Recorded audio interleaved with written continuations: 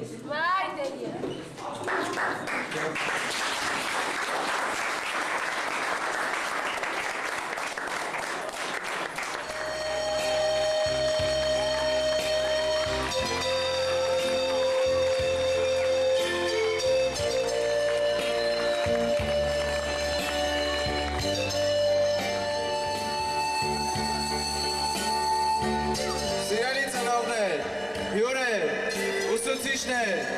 Այս գեղեցիկ օրը մենք հավաքվել ենք այստեղ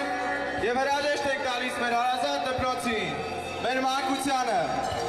Չկա մի մահկանացու, որ ժամանակ առ ժամանակ չվերադառնա դեպի մանկության իր ոսկե մայրցամաքը։ Դա մեր մեջ նստած ինչ-որ խորհրդավոր վնաս է, որ կանչում է մեզ, կանչում մեր այն ակունքները,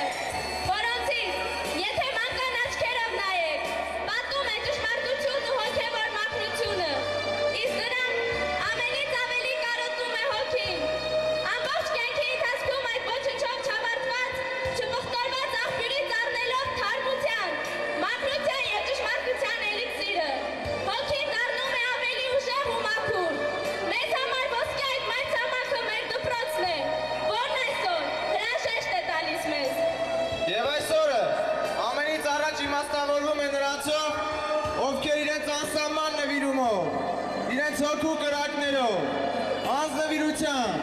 լույսի ճառագայթներով են բացել դպրոցի սրբագույն դարպասները,